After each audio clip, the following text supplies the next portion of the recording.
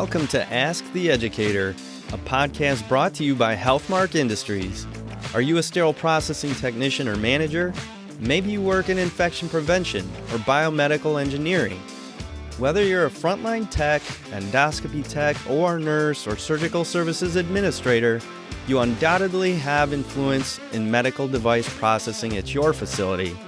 In each episode, we speak with experts from the Healthmark Clinical Affairs team, industry leaders, or special guests from the trenches to answer your questions and bring you relevant industry information, equipping you for excellence in medical device processing. My name is Kevin Anderson, and I will be your host. Now let's get started. Hey everyone, welcome back to the Ask the Educator podcast. This is Kevin Anderson, your host. Joining me again is Adam Okada and Stephen Kovach.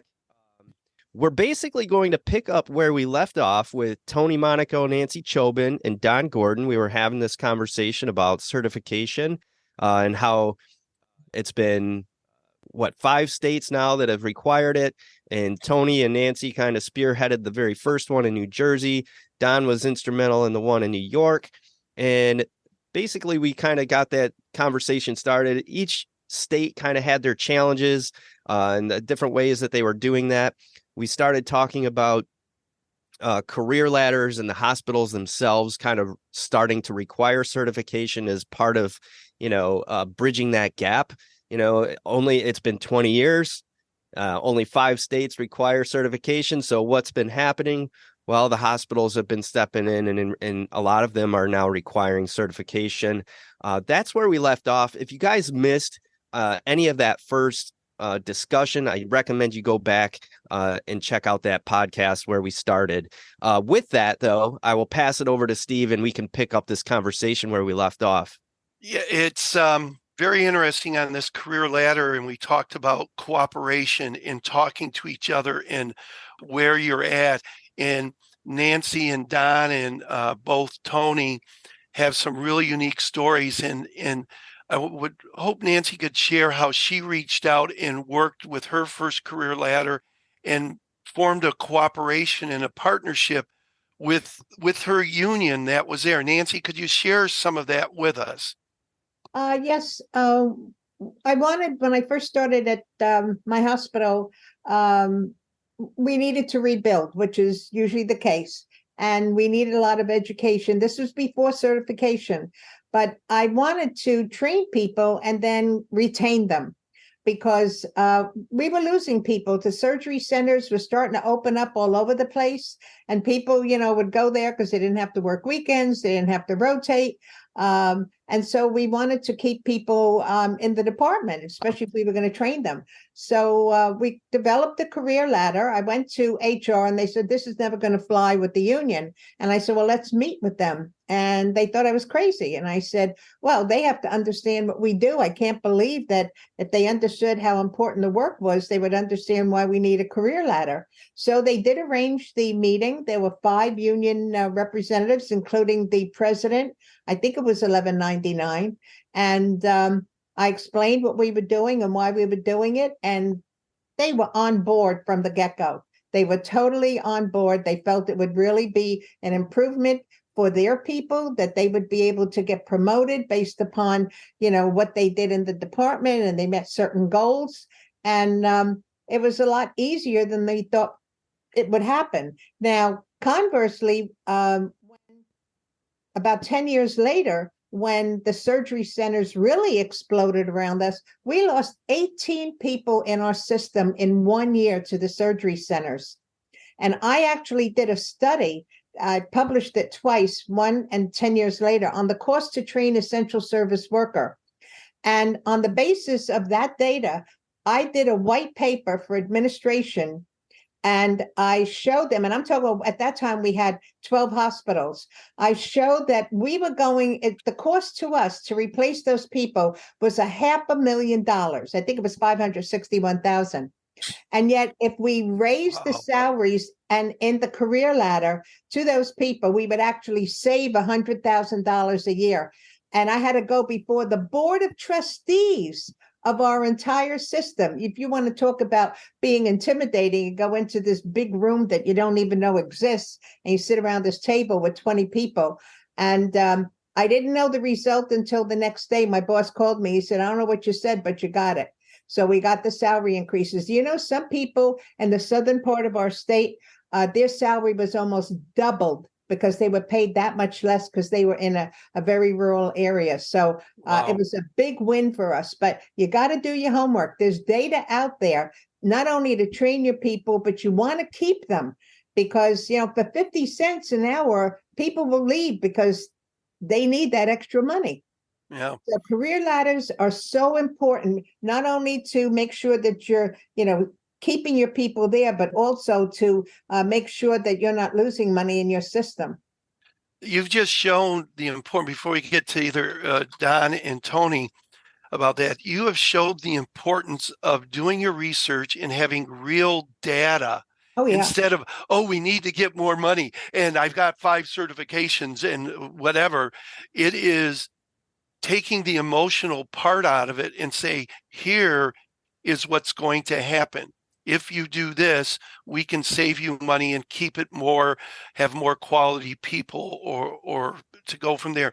Don, I know you had a similar circumstance in building a career ladder. Could you share some of that with us real quick in a minute or two? Sure. The first one came when they knew that I was in a hospital which had a union. That was a city hospital. We had 12 city hospitals in New York City. And of course, the union right away was concerned because the reading level of the people working in sterile processing was at the 3rd or 4th grade level. And they feared that these people would lose their jobs with mandatory certification with not being able to understand the test. So the union actually brought in instructors, and we had classes for them in all the hospitals to prepare people in sterile processing to read and vocabulary and everything. And we concentrated on, you know, questions that would arise in the test for the certification. So that was my experience in trying to develop, and we did develop a career ladder program. It was, you know, a tech level in the city hospitals. When I went to hospital for special surgery, I did not have the union problem, but I wanted to raise the salaries because I wanted to get the best people working in my hospital. And so I made sure that not only was it required to be certified, but I also had the number of certifications you had, you would get a $500 increase for each certification. And you couldn't be in a leadership, either a lead tech or supervisor, unless you had the leadership certification. So I did the career ladder program. It was very successful in hospital for special surgery. Wow, that is interesting. Tony, I'm going to use this and bring a question to you for a second. Then I'd like Adam and Kevin to think about it. So we got these people certification and they know book stuff. But what I hear a lot is critical thinking. Sure, they know it should be this temperature and that, but the skill of critical thinking of what's there. I know Kevin and Nancy are both nurses, and they've learned through their nursing what I call a PI: assess, plan, implement, explain when it comes to the patient. But that's the same thing our technicians have to do, is assess the problem, take that knowledge, explain it, and do it. We've talked, you and I, privately about the training and getting people to think. What advice do you want to give to the people who are listening? How do we help people take that knowledge and critically think? Is it having different instructors or what is it, Tony? What are your thoughts? Oh, that's a good question. I think the most important thing is that we have good educational programs. Part of the certification program is to teach them how to critically think. And that boils down to the instructors. And they're there to teach them that concept. So you need some control over the instructors. That's my take on it. Okay. Kevin, Adam, what are your thoughts real quick on how do you guys go into departments and we see people who are certified, but they can't critically think to solve a problem. How do we, certification is that part, but how do we go to that step? What are your thoughts? I mean, I would say that it helps to be intentional about developing that in people. Like, I think a lot of us are guilty of this in multiple roles in our lives. Like, we all wear multiple hats. Some of us are parents, some of us, do other things. Some of us are leaders in the department. And sometimes what we'd like to do is do something and then everyone just does it, right? That's what people want from their staff, generally speaking. But that is not ideal, right? You send people to school to learn. And in this case, it would be go get your book, study, become certified. That should be the very beginning of the learning process. Once you get out there onto the floor, then the stuff that you've learned in the book or in school or wherever you got your education should start to kind of like collide with what people are teaching you and showing you to do in the department. And instead of being told like, well, this is the way we do it here, and this is the way we're going to expect you to do it, there should be a method and built-in ways for people to speak up, ask questions, be inquisitive, learn from other people. There's people that come in and they service the machines. They're from either OEMs or they're from clinical engineering. Shoot, they're going to go and service your machines. Why not send a tech over there to sit there and watch and ask questions and be inquisitive and, do that? Like, make sure that people have the opportunity and are encouraged to take what they have learned from the books and then explore it in the real world in curious ways, and really that's, I think, how you develop critical thinking skills. Most of us want to shut that down. We say we want critical thinkers, but then when they start to do some critical thinking, we're like, no, you're making this too hard for me. Let's just do as I say. Okay. In this case, and that's where we have to kind of look in the mirror a little bit and not be duplicitous and start, really fostering that, whether you are an educator, a leader, or even a frontline technician that's been around for 20, 30 years. I'm sorry, but if you've been around 20 or 30 years, you should be a leader almost by default, whether you want to or not. You are a resource person, or you should be. And if you're not, we got some questions to ask of you, right? But that, in my opinion, is one of the biggest ways to foster critical thinking. You have to be intentional about it, and you have to welcome it, and you have to welcome challenging opinions and opposing ideas. Not necessarily to a disruptive extent, but a healthy dialogue and putting pieces of the puzzle together, because these instruments continue to get complex. The surgeries get more complex. It's all getting more challenging, not less challenging. So that's the only way forward, I think. Nancy, or did you want to say? I just would like to say one thing, Adam. You're correct, but it starts with leadership.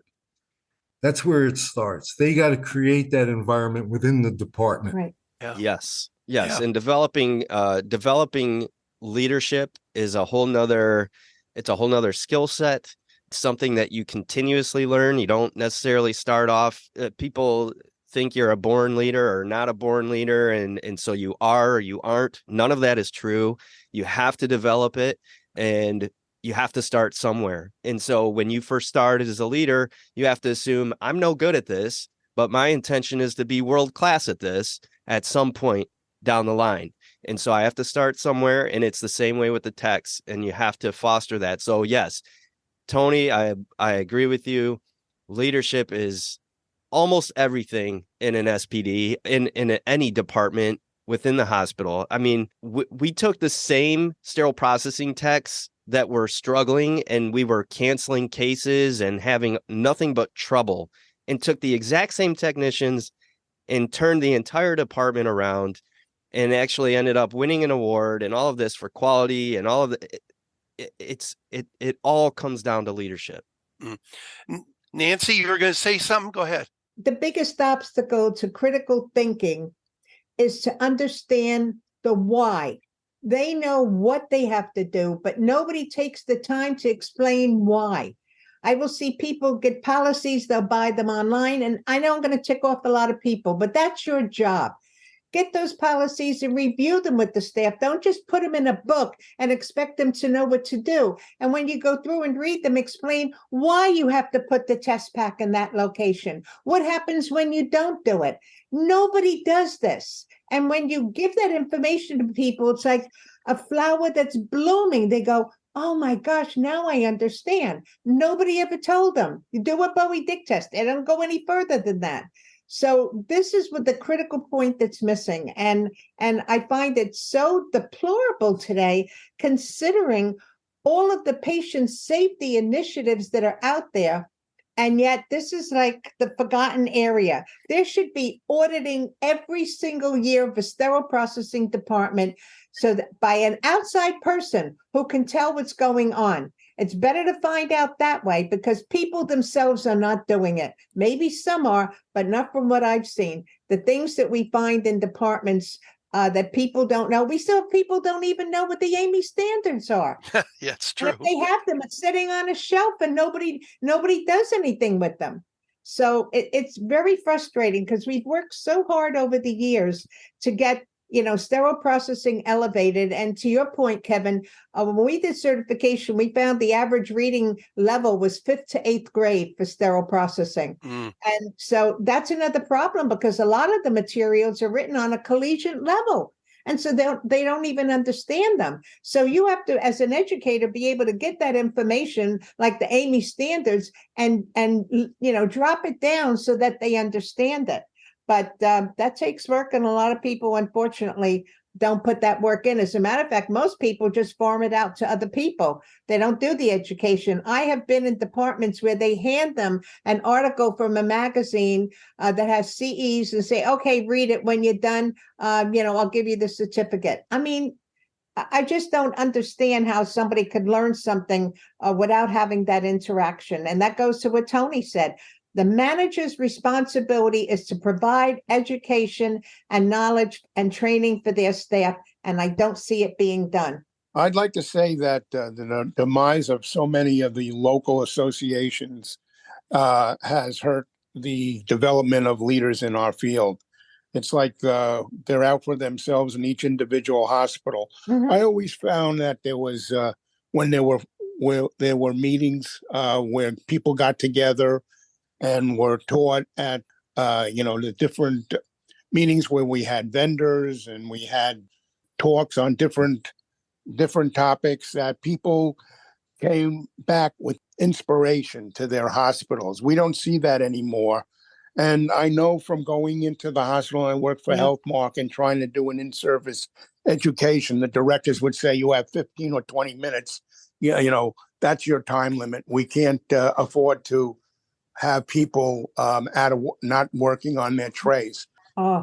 It comes down to, I believe, developing leaders and people in the hospitals that can still develop our profession through our local associations, but they're disappearing left and right. And that's a serious thing. Adam, you got anything you want to add real quick? And I know there's other questions, but I want to throw one out real quick after this. You got anything to add to this? Yeah, absolutely. I mean, I think what Nancy said is exactly right. It's all about the why. And the way we train people in sterile processing, and I've given a talk on this before, is the same way they do in fast food. They show them this is the way you do it. Then that person mimics the behavior, and then we sign them off. Oh, they know how to do that behavior. But if they don't understand the reason they're doing it, when it comes to be crunch time and they have to make a quick decision on doing it right, they're going to skip the step because they don't understand why it's so important to do every single step in an IFU or to follow the standards exactly. So, I mean, to me, when we talk about training and things like that, it goes to culture and leadership, that they have to know the why first before they learn the skills. And then the skills will stick because, again, they know how important it is to do it. I think this this is a pet peeve I'm going to bring up since I have some really good people here. I know we all want certification, but I have a very big issue with what and how we're looked at by our Bureau of Labor Statistics. We are number 13.9093.00. Our profession is called medical equipment preparers. That's what we're called by the Bureau of Labor Statistics. And it says, we prepare, sterilize, install, or clean laboratory healthcare equipment, may perform routine laboratory tasks, and operate to inspect equipment. And then they give all these examples of, we could be CS techs and so on. As we talk about certification, we don't even have a name that represents what we do. How do we go about changing that as we try to get people to be certified? Because our HR departments look under this name and not what we call, or am I off the tracks here? Do we need to change our name or just live with that? We're really medical equipment preparers. I think you're right. And I think we should go to the Department of Labor. Hell, I provided a lot of data to them. They've said stuff to me many times that they wanted information on ethylene oxide and some other stuff. I'm a firm believer, that if you want something done, you got to be proactive and do it. So let's get a hold of the Department of Labor. I don't know if they're interested. They're so busy with other stuff right now, but it's worth a shot. Yeah. I think that, this is a science and we don't treat it like that, but it really is. And, in Europe where they call it the sterilization sciences, that's what we really should be focusing on. I mean, another profession that I sort of equated to is like a laboratory technician, right? They need to know how to understand how to handle blood. They need to do testing on different things, just like we do. They make sure their equipment is working the way it should. And yet, when you look at that department, right, it's a very different vibe. They're scientists almost, right? The laboratory technicians. We're like grunt workers. And it's the way that we're viewed inside the hospital system that I think is flawed, that they really don't understand all of the, like when I started as a manager, one of the things that I had to learn about was water quality. I knew some about water quality, but once I was a manager and had to fix why I'm getting wet loads, what's going on inside my sterilizer, why we're getting washer failures and things like that, I got a crash course in deep diving into water. And I think that's one of those things that's like, it's a science. And there's a lot of things that we need to think about as leaders going into this. And again, that goes to beyond certification, right? There's so much more that we can learn about. I started out as a respiratory therapist in the healthcare field many years ago. And the difference between respiratory therapy and sterile processing, and they both are very technical in nature, and life and death, in my opinion, are involved in both professions. One thing that developed in the respiratory therapy profession was associate degree programs, which turned into baccalaureate programs, which turned into master's programs in pulmonary care. You don't see that in sterile processing. A few community college tries to get that going. And really the respect unfortunately, from a lot of people in the healthcare field goes with education and the degree that's associated with it. We never really looked into developing an associate degree program in any of our 2-year colleges. We tried, I know, down here in Long Island, and that fell through. Nursing has gone that route. Respiratory therapy has, physical therapy. We should be also looking at that, but we failed to do that over the years. And we actually shot ourselves in the foot by not doing that. I tried a number of years ago as well. The New Jersey State Department of Education had some funding from the feds to develop health science professionals. And I went to a group of community colleges to see if we could work on this particular issue. And they didn't want to hear it. Yeah, I know. Yeah, I know there's some out there. There's some trade schools in that that are trying to develop, and there are some there. And that's probably another topic. And I don't know how we're getting close on time, but I just want to mention one thing. Go ahead. A lot of these schools have nurses and surgical techs teaching them. Mm. and they're not teaching them the right stuff. Yeah, I that's mean, true. I tell you, we had people come in from a school. These kids were paid $19,000 to go to this course, and they didn't even know what a Bowie Dick test was. I kid you not. Well, So, that's not always the answer. You got to look at who's providing the education. that's true. Who is teaching? Well, I've heard some classes have people with less than 1 year experience teaching sterile processing class.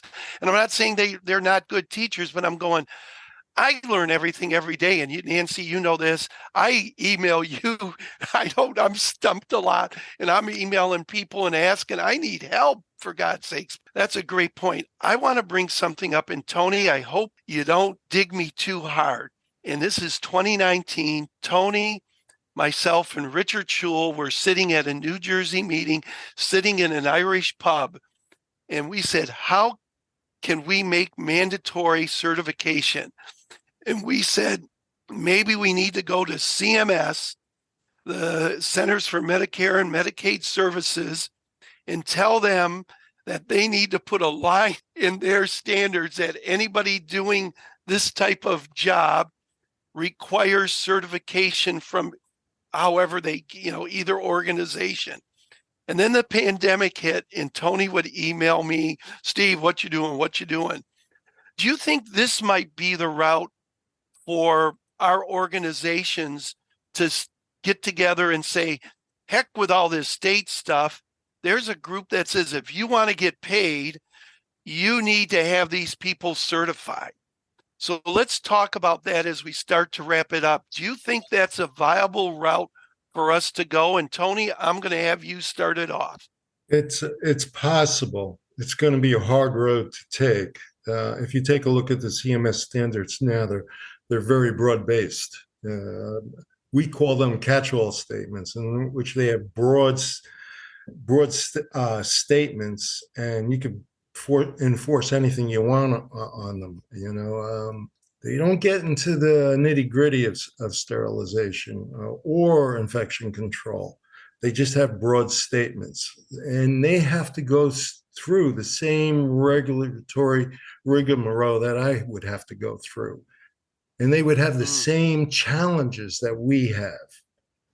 And there's politics does come in the federal level. It comes obvious than it does on the state level. And do they have the authority, though, to require that? I don't think they do, to be honest. I don't think so. Yeah. Okay. Just like Amy. Amy isn't regulatory. They could recommend it, but they're not regulatory. And that's how a lot of these facilities get away with it. No, Nance, they are regulatory in that they give money to the states to do what they call federal cert inspections. And Oh, you're talking about medicine? I've done many federal cert inspections, and they're like a day off for me, because they're so broad-based in their standards. They're not like state standards or national guidelines. Right. Okay. I was just wondering if, we've talked a lot about certification, things we need to do from training and critical thinking. And I thought maybe going the CMS route might be the way to go. But right now it doesn't sound like it. And Tony, you have more experience being an inspector and having to follow some of those rules and in guidelines. Steve, I told you I would be more than willing to go to Washington with you. I know. And do an attempt. Well, right. We still might get that going now. Give it back to Kevin and Adam, because Adam's watching the time. Where are we at for any more questions, Adam, for the second part? Or Kevin, we need to start wrapping it up or what? Yeah, I mean, and I think it's a natural transition, Adam, if you agree, just to get to the where do we go from here? I mean, and you already kind of started that conversation, Steve, by exploring whether or not CMS is, a possible option. I think that's where we're at, right? We're kind of brainstorming possible solutions as, it's been 20 years now, right? Since the first state required certification, and we can't wait another 20 years for another 5 states, right? Like how much is that really moving the needle? And that's assuming that 5 more are added. We don't even know if that's even plausible. one of the things that you've kind of already hinted at here between Don and Nancy and Tony, and something that I've talked about before, but I think it's worth just exploring as a potential possibility. And that's actually maybe taking it a level above in terms of education and preparation, and actually building an associate's degree program and making it an associate's degree occupation. I mean, this is something that has been done, as Don mentioned.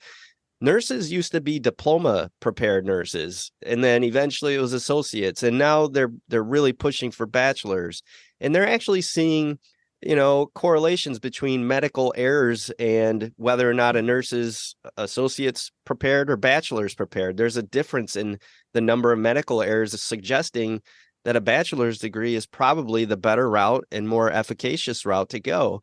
So I'm thinking, similarly to the nursing industry, sterile processing has evolved so much. And to Adam's point, in my opinion, it's become more of a science. Why isn't there a associate's degree of applied science in sterilization services, or whatever we want to call it? Maybe that's really the route that we should be going.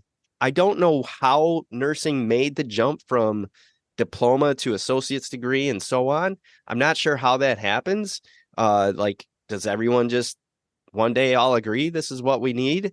I don't know how that happens. And maybe Nancy, you can speak to that. Yeah. Yeah. I was in the very first class. There we go. Perfect. Of the associate degree program in 1966. And our local community college, they just were so short of nurses and wanted to get more people into the profession in less time, because your diploma schools were all 3 years. And so they wanted to have a program. And incidentally, that was competency based. You didn't have all the experience of a diploma nurse, but you had all the concepts. I can tell you, in the class I was in, we started with 65 people and we only graduated 28. There was that many that dropped out. It was very, very challenging. But those who hung through, I passed my boards on the first time. And incidentally, the New York boards are some of the toughest in the country, which is why a New York license is recognized by reciprocity in almost every state. But that's how it got started. And it was extremely challenging. But that's how it got started. And it was a very good program. Nancy, you just put the big C word, competency, and we didn't even talk. We've talked around it, but we didn't really say much. But Kevin, that's an interesting concept. And I think there are some schools out there, but this is the science of reprocessing. That's what we're talking about, or the science of sterilization. I think it's about at that time, unless Tony or Don want to say anything real quick as we wrap this up, and let just one last thing. Sure. I think Nancy, Adam, and Kevin all made good points about this being a science. Well, who are we dealing with? We're dealing with the OR and we're dealing with APEC, two important groups. How are they driven? They're driven by data. Yeah. Do we have the data to support what we're doing? And so what I'm recommending and suggesting is that we need to publish. Yeah. We need to sell certification to everybody, because they don't know who we are or what we do. Yeah. That's my final point. It was an article that was someone just sent to me that was published in one of the AORN journals on certification. I had nothing to do with it. I don't know the people who wrote it. I haven't had a chance to go through it, but I did have someone, a colleague of mine from Amy, who said that he felt that there was some errors in the data, but that was the first one that I ever saw on sterile processing. So, Steve, I'll send you a copy. Anybody else who wants a copy, I'll send it to you. I would like one. Okay. Yeah, there's something that was recently published. Corey Offset did something on training. And Kevin or Adam, how do you want to wind this up and go from there? Any suggestions what we might do to help people if they're thinking to get something going in their states? I think we should have an open forum and invite people to a podcast on certification. About 10 years ago, Amy had a Getting to Zero national conference in Virginia, they had every organization in the country there, from the American Hospital Association, American Nurses, APIC, AORN, Joint Commission, you name it, they were all there. And we looked, they had facilitators, and we went through all of the issues that were preventing us from getting infections down to zero. And of course, we were in the sterile processing group. It was fascinating, the information that came out of that.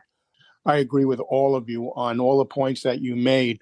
Steve, remember I mentioned to you yesterday that we wrote an article 20 years ago together about certification? It is 20 years. I'd like to see that article again and look at the points. I sent it to you. Oh, I didn't get that yet. I got to look for it. Okay. But I think a lot of the points that we made then are going to be the same today. It hasn't changed that much. But talking about that and having a forum and discussing the importance of certification and the importance of our profession and developing leaders that really care is an important thing to do, Nancy. And I agree with you 100%. And Tony, too. I think there's 7 states, but I got to recheck that. It is 5? It's 5. Yeah. It is 5 for sure. Okay. Well, Kevin and Adam, well, how do you want to wrap this up here? Let's just go around and see any final thoughts. So, Tony, any final thoughts you want to leave listeners with? I think I'm going to pass right now. Go to the other speakers. Fair enough. We'll move to Nancy. Nancy, any final thoughts you want to give to listeners? I just want to commend you guys for not only recognizing, New Jersey with the certification, but opening this up, because I think there's a lot of people out there that really do want to do it, but they just don't know how. They don't have the resources. They don't know where to start. They don't have the support. And maybe that's something we can do. Absolutely. Don, anything you want to add? I agree that we need to push forward, and the people who started this many years ago hopefully can help to get the new people on board with it. And also our National Association has to take a step forward. I'll just say one closing comment. We need to get the young technicians and managers active again and participate in this, because I know I don't have the energy anymore. Yeah. I have to agree. We shouldn't worry about clicks and different things. But I do want to say this. We've just got these 3 people, and I know there have been so many other people active. There have been people who have worked for what they felt was in their state, and they also should be commended. In no way do I want people to feel just because I think New Jersey had a great blueprint. We've heard from Adam and Don and Tony and Nancy. Each state is different. You got to figure it out. And all the states that have certification must be commended, because they figured a way to get it in, to get it working. And we need to figure out, how do we help share what people have learned to do it in their state. So 20 years from now, every state is requiring it. It would be really great. So that was my 2 cents. All right. Well, thank you, Tony. Thank you, Nancy. Thank you, Don, for being on the podcast. Thank you, Stephen, for facilitating. And thank you to our host, Kevin Anderson. We hope you guys enjoyed the conversation. There will be more follow-up. Hopefully, we'll have some kind of open discussion where people can ask questions to these guys and learn how they were able to succeed where so many others have failed. So thank you all for being here, and we'll see you on the next podcast. Take care. Thank you. Take care. Bye, everybody.